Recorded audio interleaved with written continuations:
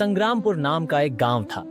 संग्रामपुर में दो बुढ़िया तारा और सितारा रहा करती थीं। पूरे संग्रामपुर से उनकी बहसबाजी चला करती थी। तुमने कल जो मछलियाँ दी थी उनमें कोई स्वाद नहीं था। लगता है मेरा डर इस बाजार में कम हो गया है। नहीं तारा जी, आपसे पूरा बाजार अब भी डरता है। कल आपसे पहले सितारा जी आकर ताजी ताजी मछलियाँ लेकर चली गई। उस सितारा का कुछ ना कुछ तो करना पड़ेगा। हमेशा मुझसे पहले और आगे होकर मलाई खा जाती है। मलाई नहीं, मछली। चुप रहो और कहीं और से लाकर मछलियाँ दो। तारा और सितारा का इतना खौफ था कि बाजार वाले उनके एक कहने पर उनकी मांगी हुई चीजें ला देते। उतने में वहां पर लखन भागते हुए आया और तारा से कहने लगा, दादी दादी दादी, खेतों में किसानों का ट्रैक्टर फंस गया है, उसे चलकर निकालिए ना, बड़ी दुआ लगेगी। दादी किसको बोला? कॉल मी तारा ओनली। और बदुआ क्यों लगेगी? बड़ी दुआ दादी, बड़ी दुआ लगेगी। लखन की बात सुनकर तारा वहां चली गई और खेतों में ट्रैक्टर फंसा देख कहने लगी, ये तो बस छोटा सा काम है, हट जाओ सब लोग, मैं देखती हूँ। तारा खेतों में चली गई और ट्रैक्टर जो कि आधा खेत के अंदर फंसा हुआ था, तारा के एक झटके से ही बाहर निकल आया। कमाल है, इस बुढ़िया में इतनी ताकत कहाँ से आती है। एक मैं हूँ, 24 साल का हूँ, लेकिन कमर में अभी से दर्द है, बाल झड़ रहे हैं और हाइट भी कम है। तारा के इस कर्तव्य से सारे हैरान हो गए थे। उतने में वहां पर सितारा आ गई और कहने लगी, हाँ हाँ, ये कोई बड़ी बात थोड़ी ना है, ये तो मेरे बाएं हाथ का खेल है। मैं तो खेत के अंदर भी ना जाती और ट्रैक्टर को बाहर निकाल देती। बड़ी आई ट्रैक्टर को निकालने वाली। कुएं से पानी निकालने भी तुम्हारा हाथ और कमर दर्द होने लगता है, और आई ट्रैक्टर को बाहर निकालने के लिए। मैं यूँ छोटे मोटे खेल खेल कर टाइम पास नहीं करती, मैं बड़े बड़े कारनामे करती हूँ। सितारा वहां से इतना कहकर चली जाती है और तारा अपने दांत पीसते हुए कहती है, बस बहुत हुआ, इससे मुझे क्या दुश्मनी है मैं नहीं जानती, पर अब लगाम लगाना पड़ेगा। तारा वहां से अपने घर चली गई और ताजी ताजी मछलियां पकाने लगी। आज मैं पेट भरकर मछलियाँ खाऊंगी, ताजी ताजी मछलियाँ। फिश करी बनाकर तूफानी फिश बना लूं। एक काम करती हूँ, आज तंदूरी फिश बना लूंगी, कल करी फिश या फिश फ्राई बना लूंगी तो देखा जाएगा। तारा ने पूरी विधि से अपने घर पर तंदूरी फिश बना ली, जिसकी सुगंध पूरे गांव में फैल गई और सितारा के घर पर जा पहुंची। वाह, क्या सुगंध है! गांव में कहीं कोई मछली पका रहा है। अगर ये मछलियाँ मैंने नहीं खाई तो धिक्कार है मेरे सितारा होने पर। मछली मछली, हाँ, अरे वाह, ये तो तंदूरी मछली है।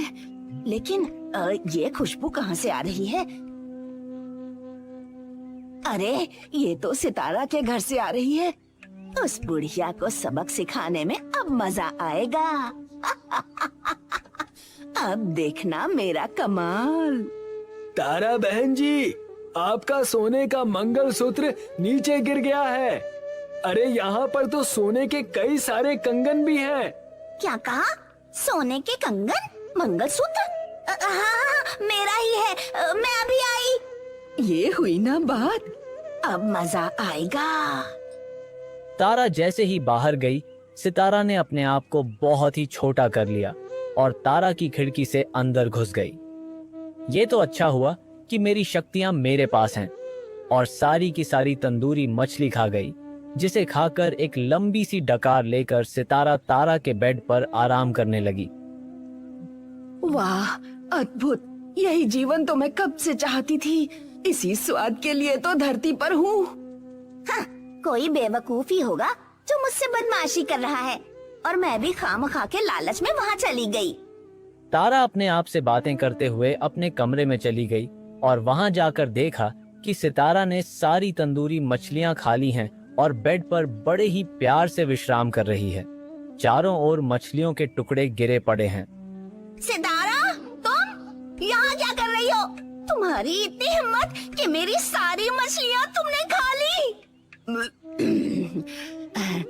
सारी मछलियाँ मतलब सिर्फ 4 ही तो हैं।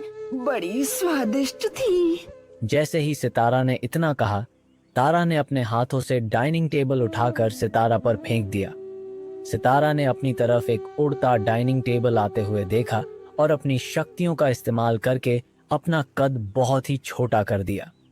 डाइनिंग टेबल इतनी जोर से आया कि तारा के घर का टीवी उस डाइनिंग टेबल से टूट गया। अच्छा, तो तुम्हें खेल खेलना है, चलो साथ में खेलते हैं। तो इतना कहकर सितारा दौड़ते हुए घर के बाहर चली गई और तारा उसका पीछा करने लगी। गांव के बाहर जाते ही सितारा ने वहां पर रखी रिक्शा अपने हाथों से उठा ली और सारे गांव वाले ये कारनामा देखकर दंग रह गए। हाँ, अब तुम्हारा खेल खत्म। अब तुम देखना, इस गांव में सिर्फ एक ही शेरनी है और वो हूँ मैं।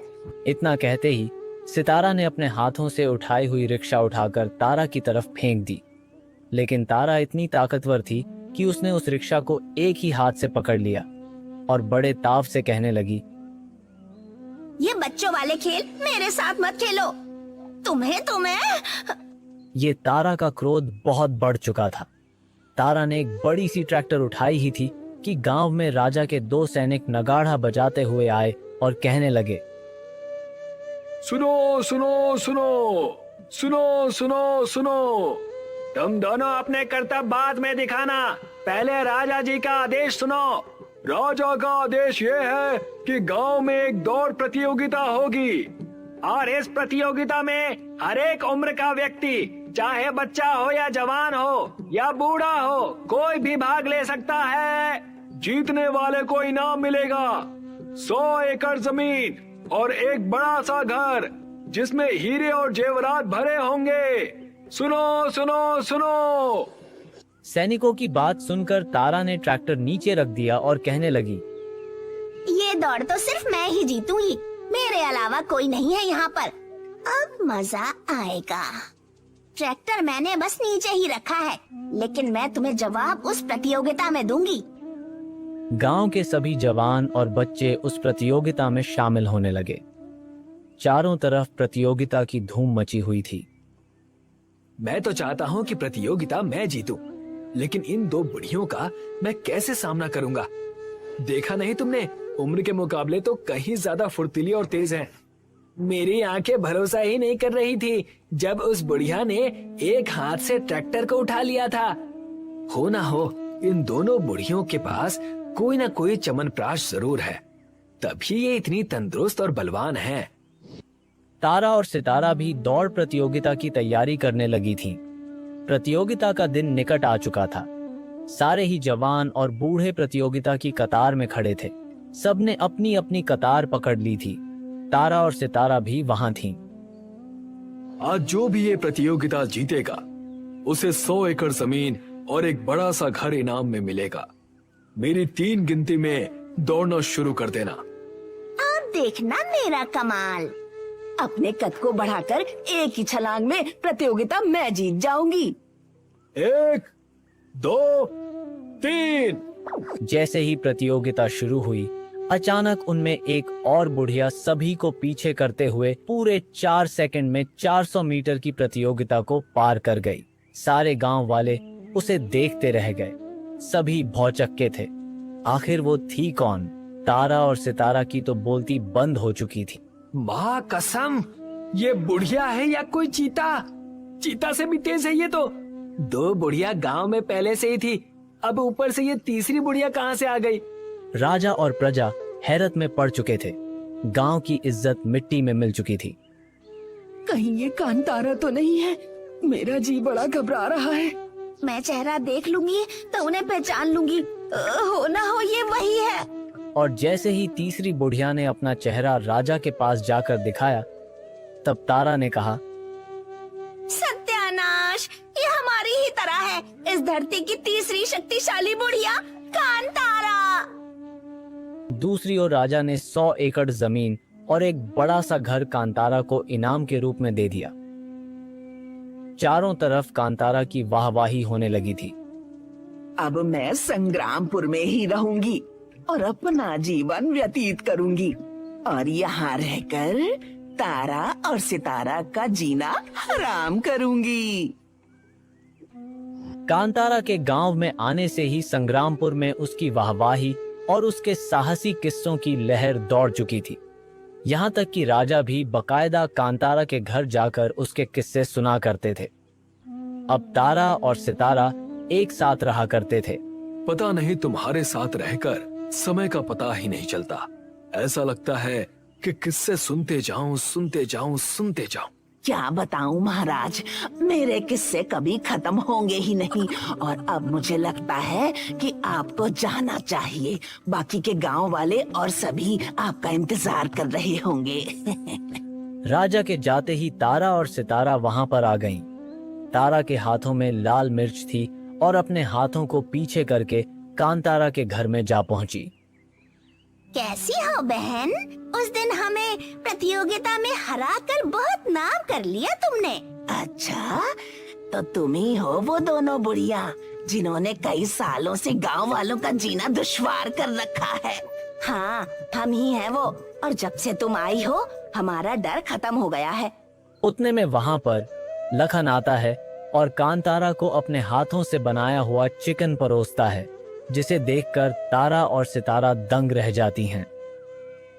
ये लो दादी, आपके लिए मेरी बनाई हुई चिकन, जो पूरे संग्रामपुर में मशहूर है।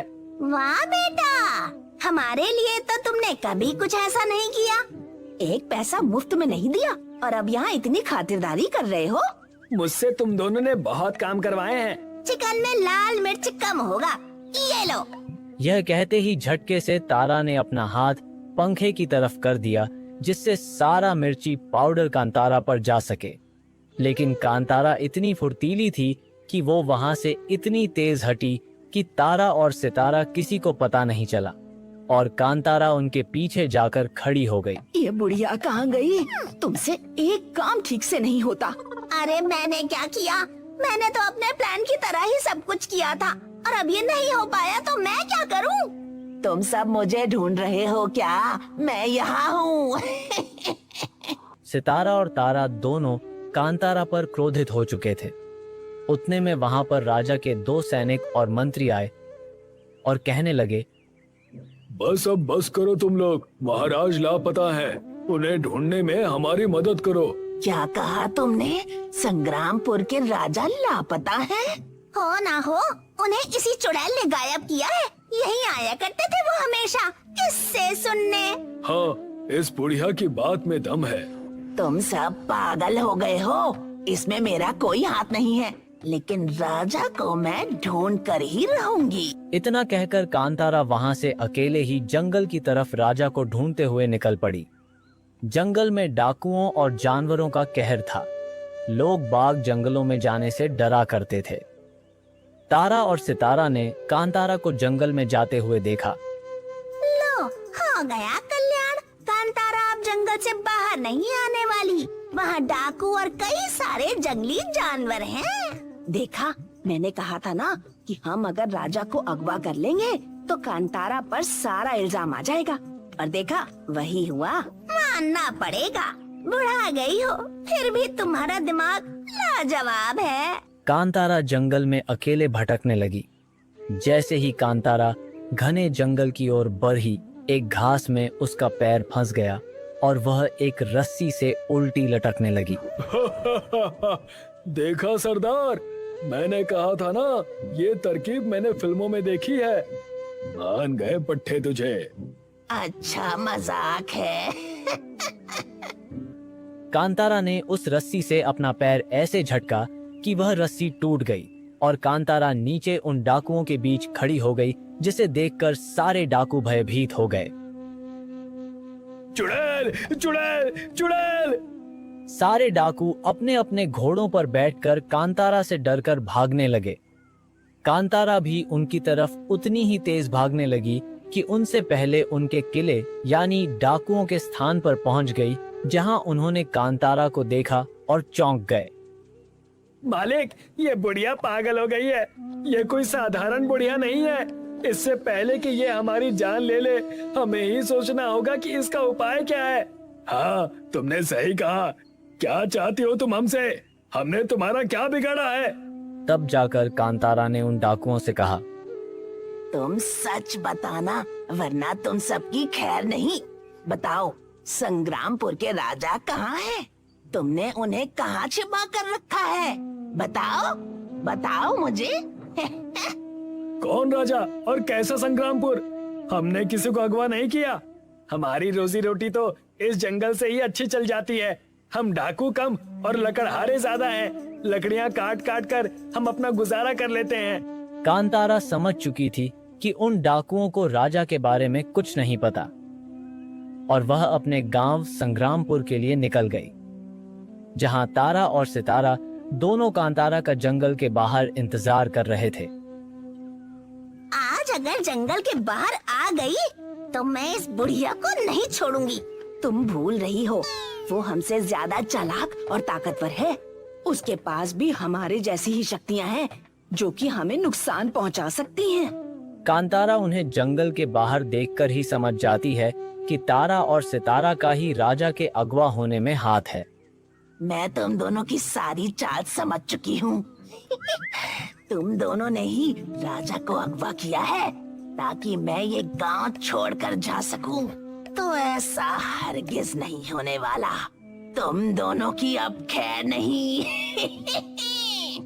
तुम भूल जाती हो कि मेरे साथ सितारा है और हम दोनों मिलकर तुम्हारा जीवन संग्रामपुर में दुश्वार कर देंगे। तारा और सितारा अब एक हो चुकी थी।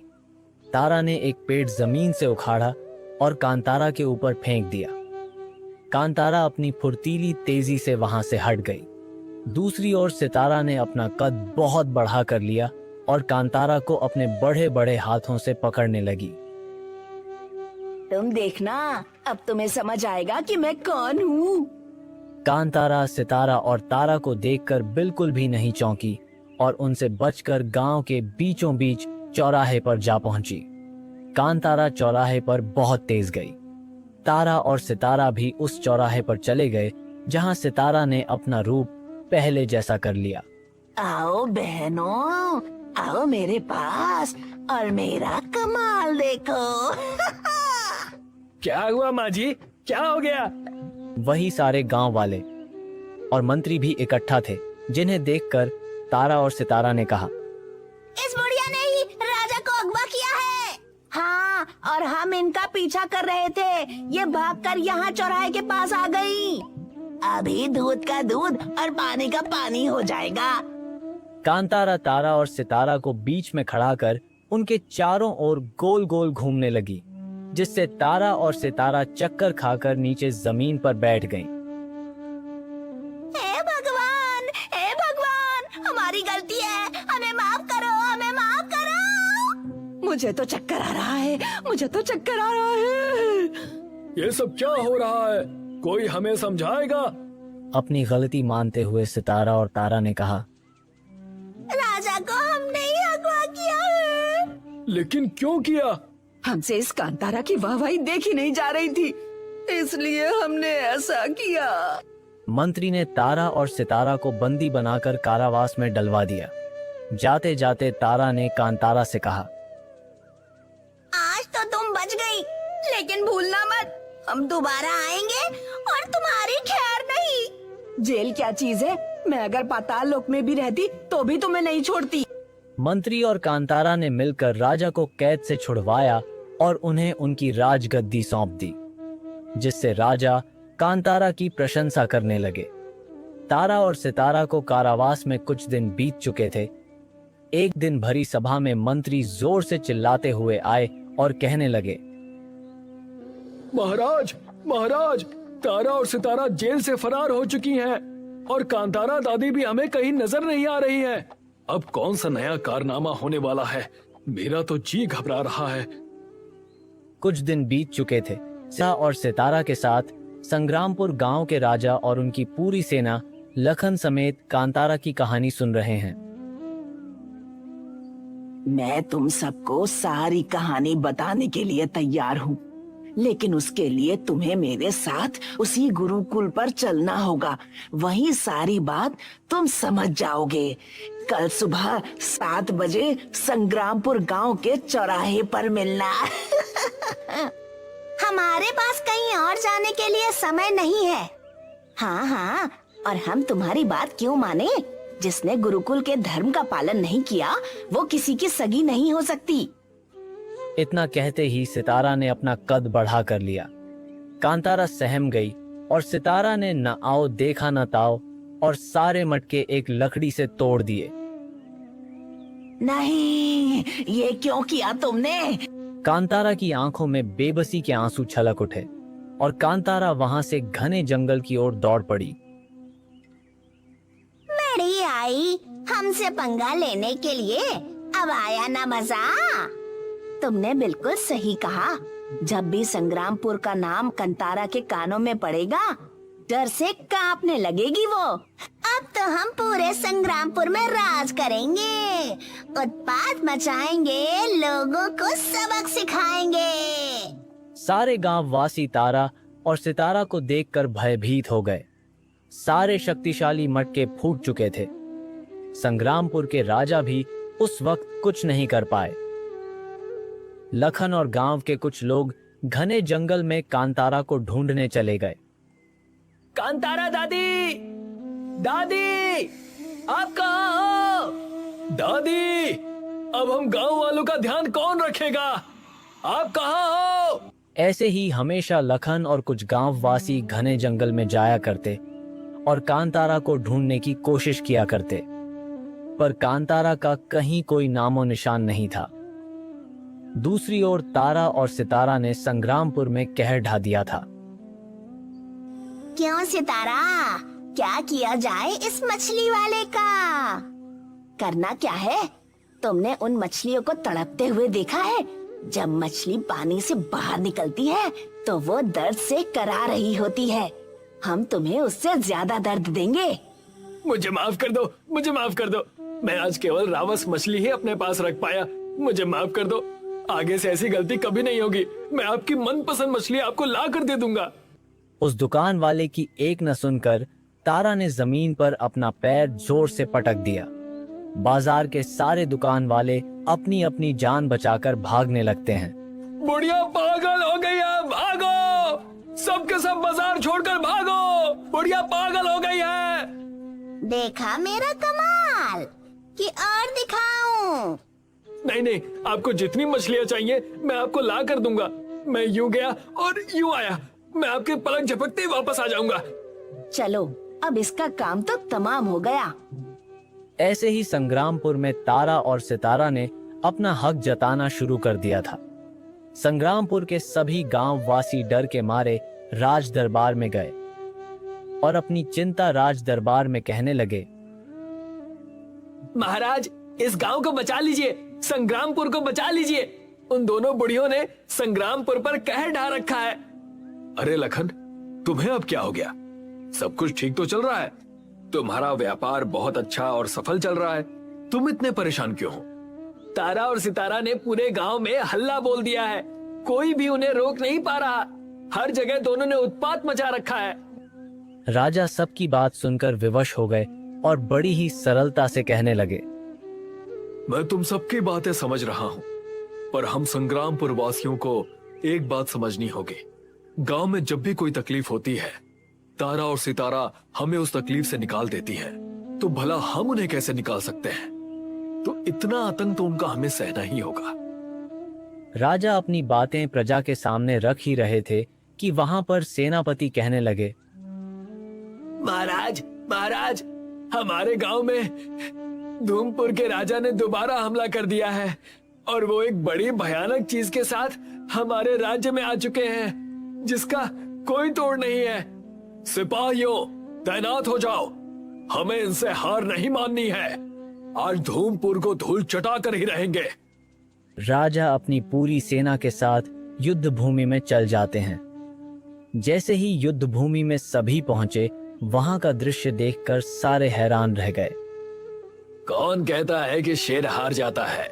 जब शेर एक कदम पीछे जाता है ना, तो वो अपने शिकार के लिए जाता है, ताकि वो अपना शिकार अच्छे से कर सके। लेकिन तुम तो गीदड़ हो, तुम्हें ये बातें शोभा नहीं देती। इतना कहते ही वहां पर एक भयानक स्त्री जो एक चुड़ैल के रूप में थी, सबके सामने आ गई, जिसे देखकर संग्रामपुर के राजा डर गए। भगुनी भादे भगड़ बोल स्वाहा। जैसे ही सोमलता ने मंत्र पढ़ा, सारे संग्रामपुर में आग लग गई। सब भयभीत हो चुके थे। तब संग्रामपुर के राजा ने कहा, ये सब क्या हो रहा है? मैं कुछ समझ नहीं पा रहा। मुसीबत के वक्त तारा और सितारा कहाँ है? उनका यहाँ होना जरूरी था।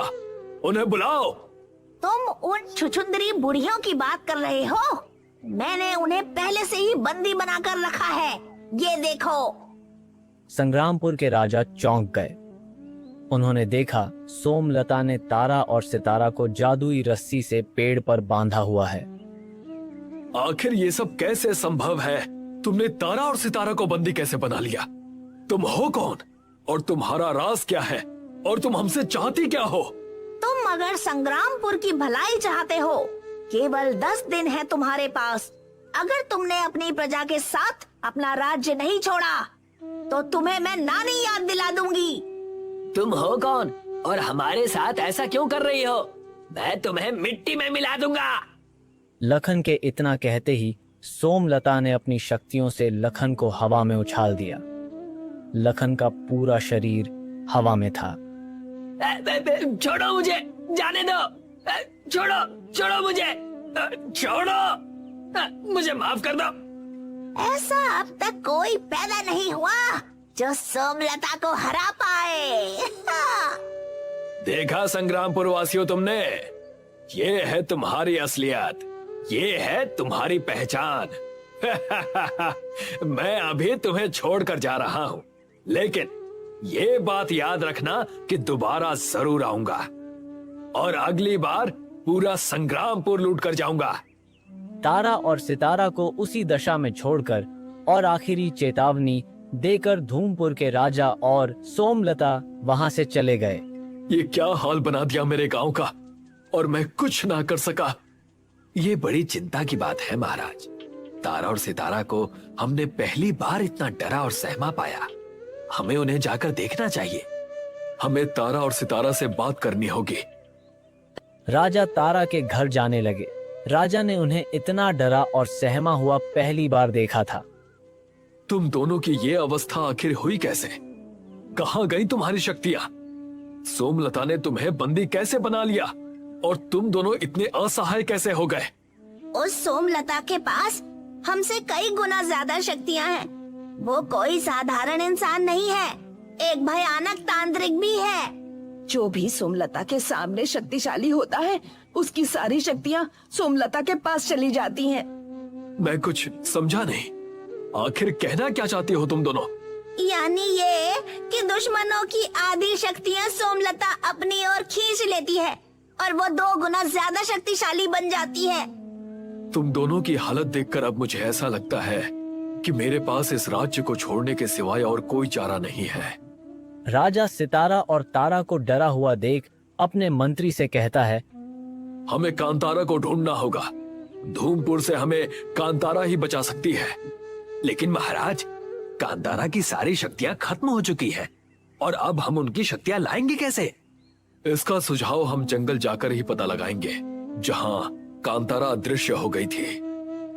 राजा और मंत्री अपने कुछ सैनिकों के साथ घने जंगल में कांतारा को ढूंढते हुए चले जाते हैं। कांतारा, कहाँ हो तुम? हम बड़ी मुसीबत में हैं। तुम वापस आ जाओ। उन्हीं का पीछा करते हुए वहां पर तारा और सितारा भी आ गईं और राजा से कहने लगीं, कांतारा इस जंगल में नहीं है, मुझे पता है, और हम उस सोमलता का सामना अकेले नहीं कर पाएंगे। हमें कांतारा की जरूरत है। पर हमारे पास ज्यादा दिन नहीं बचे हैं। हमें सिर्फ 8 दिनों में कांतारा को ढूंढना है, वरना धूमपुर के राजा हमारे राज्य पर आक्रमण कर देंगे। तुम उसकी चिंता मत करो, हम कल ही गुरुकुल जाएंगे। कांतारा, सितारा और राजा तीनों ही अगले दिन गुरुकुल की ओर प्रस्थान करते हैं। तुम सब यहाँ इस गुरुकुल में क्या कर रहे हो? आखिर तुम सब अब मुझसे चाहते क्या हो? हमारा गांव संग्रामपुर खतरे में है। मैं एक लाचार राजा के रूप में तुमसे मदद मांगने आया हूँ। काश मेरी शक्तियाँ मेरे पास होती, काश गुरुजी ने मुझे हम तुम्हें तुम्हारी शक्तियाँ वापस लाने में मदद करेंगे। बस अब तुम बताओ, हमें बताओ कि हम तुम्हारी मदद कैसे करें। श्रापित कांतारा की वजह से ही हो रहा है ये। चाहे जो हो जाए, हमें कांतारा की जरूरत है। हम उसकी शक्तियाँ वापस दिलाकर सोमलता से लड़ेंगे। कांतारा उन्हें लेकर गुरुकुल के पास गई। राजा वहां से संग्रामपुर की ओर चले गए। कांतारा को बाहर छोड़कर तारा और सितारा गुरुकुल के पास गईं।